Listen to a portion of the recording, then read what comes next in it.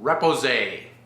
Hi, Thak Ironworks. Today we are making a raven skull cloak pin, or two of them actually, but you'll just be seeing the one of them.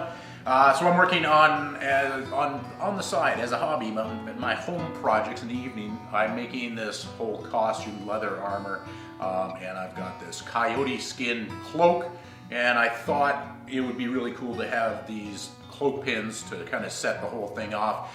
The obvious go-to would be a wolf head, but as I said in my previous video on sculpture or repousse, that I've been doing the wolf head now for like 3 videos in a row. So no wolf heads. We're going with my next badass sort of motif, and that is the corvid skull, the raven skull. So in anticipation of that, I went on and Googled a bunch of pictures, and we'll be able to get some maybe screen captures of this. But anyway, these are just working shots for me to get an idea of the shape. From there, I went ahead and made my little clay mock-up here. I'll just set this down. And this is the size and scale of what I'm actually doing. So this was a very quick maquette that I've made here that's just going to give me that 3D visual guide as I get into this. This will be made out of brass, and I have a piece of brass sheet which I have cut, and this is going to be what it's made out of. So without further ado, let's begin. So I'm going to take my clay maquette here and actually place it in the center of the brass, and I'm just going to trace it out. So I'm here at my wooden stump with the little hollow in it, and all I'm going to do is just start a little bump roughly in the shape of my perimeter here.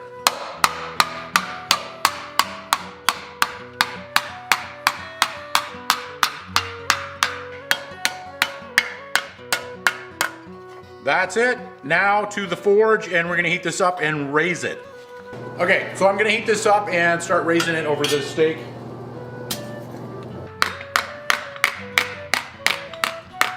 So I'm just hitting on either side of the stake here. I'm just trying to bring this bulge up to full heat, or full height, I should say.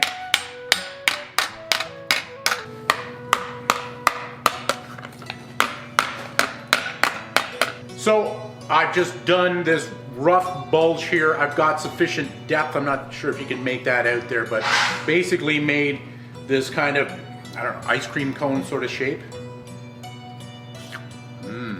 Corvids and cream. Anyway, moving on. So now that I've got it raised up, I'm gonna go back in and just dish out slightly just to enhance the shape. And if I grab that little maquette here as a guide, kind of tells me where I need to be high. There's a high spot. The outsides of the octagonal orbits, there are high spots there. So I just want to kind of nudge those in the right direction.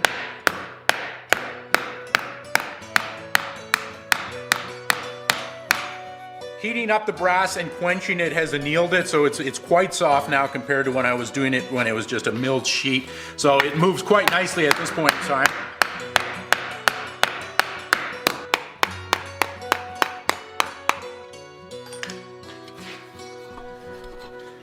Now I just want to check my shape here, or size I should say.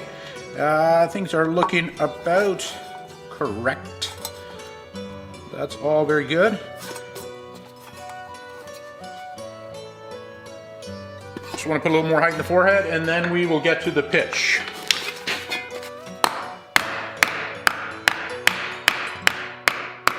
I've slightly dished the piece here because it's going to act now as a bowl as I melt the pitch into it.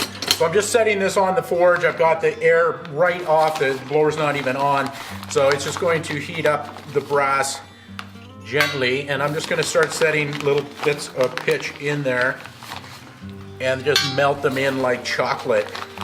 Now, in 30 plus years of doing repousse, this is the first time I'm using pitch, and I don't know why I procrastinated for so long, but I think this should allow me to get much more control and detail for something this small. So you can see the pitch is just melting and like boiling.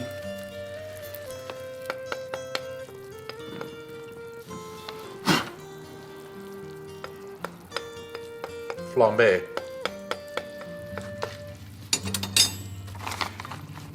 I want to be able to get up to my puddle perimeter here and have a little extra. I found that when it cools off, it shrinks down a little bit, so I want to make sure I have sufficient there. So I want to come up on the shoreline a little bit. I'm using California Red Pitch Medium, by the way.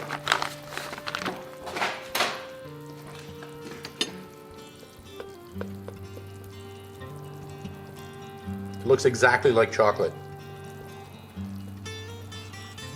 Not as tasty though. It is more or less melted there. That last chunk is just melting away. So I'm now very going to carefully come over here to my bed of coke. I made a little nest here, and I just got to set it so that it is sitting level. And now we leave that sit for about 15 or 20 minutes and just let it cool down slowly. And then we'll be ready to clamp it to the base. The pitch has now solidified enough and it's just like lukewarm. I've got it clamped onto my base plate here, which is domed, by the way, which gives me much more clearance and access to get in here. And I've got low profile clamps here. So this gives me quite a bit of access to get in. I've got a center line just roughly scribed on now. I'm just going to quickly plot out a couple of points here and then we're going to begin. Oh, eyeball.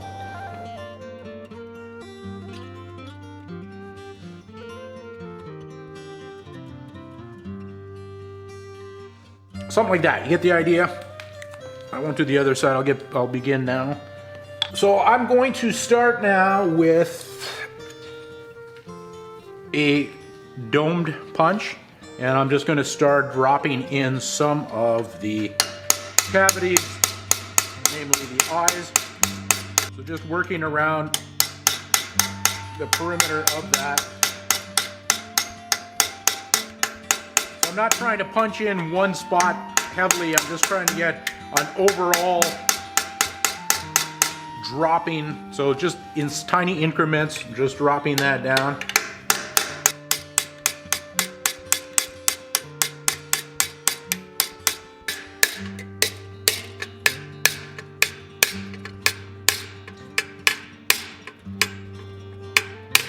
I'm finding there is quite a bit of resistance here. I've got too much pitch on the inside. I need to make hollow some out there so that there is room for this to collapse in on itself. I need this to drop down here. So I'm just gonna pop it off the form here and take a look on the inside.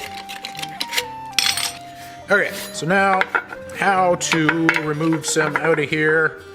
See if I can carve out with my knife. Not that easy. I suppose I could, but I think I'll probably just get a drill, he said to fish.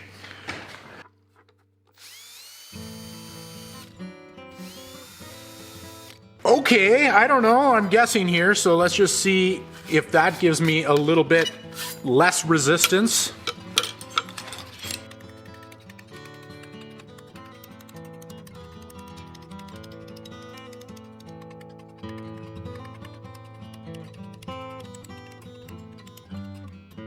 I'm mid-process right now, starting to get some of the shape really coming together now. I just have to start really getting in and coming in and doing the undercuts, getting some detail. Just working on putting the suture lines here. I forget what their technical name is, where the plates on the skull fuse together there. So I'm trying to do a zigzaggy line, and I'm using my tiny little teardrop punch that I've made up for this. And I'll just show you across the bottom here my strategy for that. So I basically just doing kind of a random zigzag sort of thing, coming in at different spots. I just don't want it to be a straight line. And then after that I've got my dull center punch, and I just kind of create some pits with that.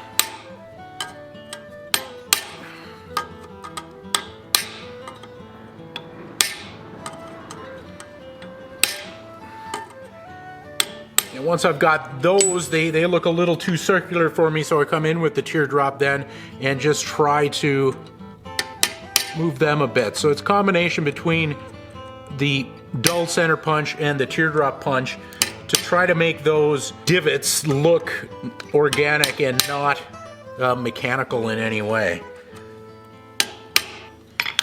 So things are coming along quite nicely, and I gotta say, working with the pitch is really wonderful. You've got a solid backing to work against, so I'm able to, and having it all clamped down like this, get in with my tools and get in tight and really concentrate on details, and it moves actually fairly quickly. I'm a few hours into this now, maybe 2 hours, we're thinking, is what the consensus seems to be. So not too much time, but I'm still probably only about halfway there. It's looking like most of the features are there, but there's quite a bit of detail sharpening and more undercutting to do. The eye sockets here, you can see I've got the shape there. Now what I have to do is tuck in underneath, and that's what really brings home the effect to try to make it look like a skull, is having those deep undercuts on here. So that's what I'm trying to achieve, and back at it.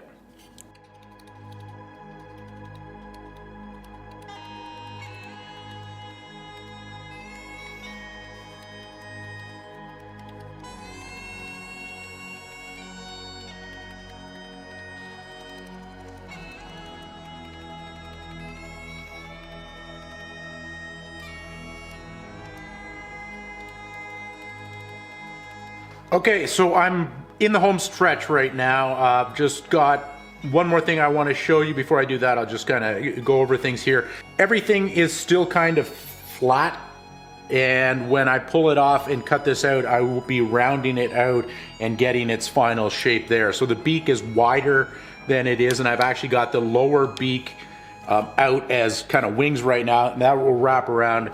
Well, you'll see. Just hang on for a minute. Last thing I wanted to do here is just show you, I just want to put these cracks in the eye socket, so I'm just going to come in with a chisel, and this is just a subtle little detail that I think makes everything so much more fun. So I'm going to try that with my little tiny teardrop punch and come in with the sharp part of that. Let's just see how this works. So I'm coming in very steeply, basically on a 90 straight in, to cut into that edge there. And once I've got that, then I can just come back and put it in there. Do my other one quickly here. Now I just push up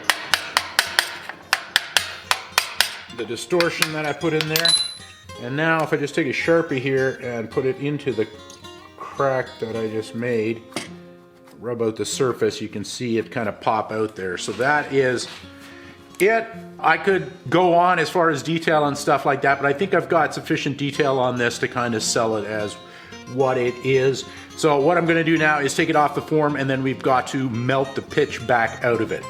So reverse now, I'm just going to heat this up and melt the pitch.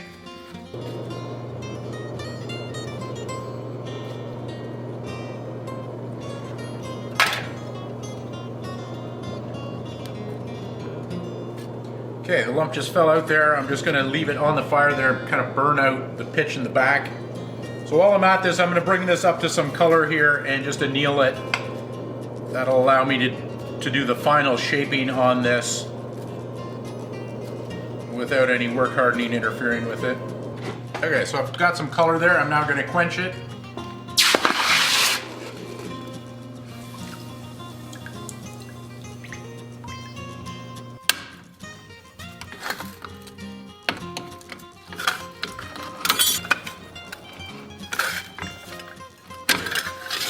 So this bottom beak here, which is out flat, I'm now going to roll over. Just put it over the stake here and very gently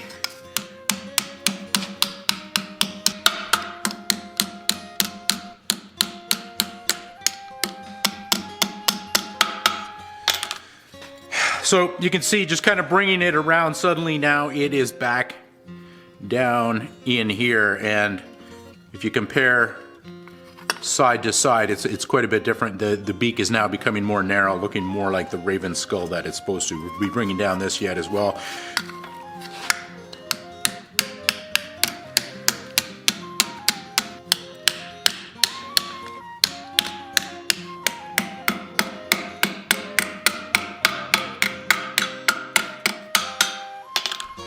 So you can see what I'm doing is actually wrapping this edge, just tucking it back underneath, and that gives a nice clear 3D effect the way it sits in there. So we don't see any of the edges, just kind of dropped in towards the back there. So I'm just doing that, and in doing that you can see the shape. So this side is now looking pretty good. It's looking less, you can see how wrong this side looks now, being flattened out this way. So just bringing it into the round, that full 3D, really just, for me, just this pulls it all together.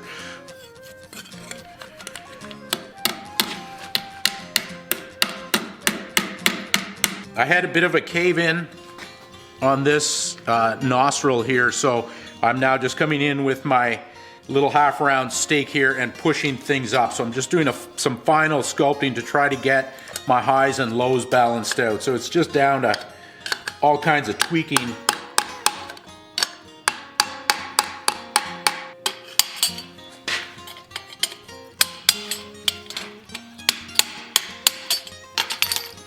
All right, so I'm gonna call that done for the time being. I probably will fuss with it a little bit more, but there we have it. And the other day, in anticipation for this, because I'm making 2 of these, I made the other one, which is at this point now, a little bit further down the line. So they will then become the cloak pins that go right here. In the next video, we'll come back and we'll do the fine tuning and make the cloak pin itself and the internal guts and actually show it mounted on the cloak. But for now, I think we'll call that video. You get the idea of what the whole repousse process is. You can do quite a bit of detail. I'm pretty pumped using pitch for the first time. I think this is a great stride forward for me as far as sculpting sheet metal. So if you haven't subscribed yet, please do so. Plenty of other videos coming up. We've got tons of videos on the channel, so check it out and come back for the final reveal on this. So that's it for now. Back out. See ya!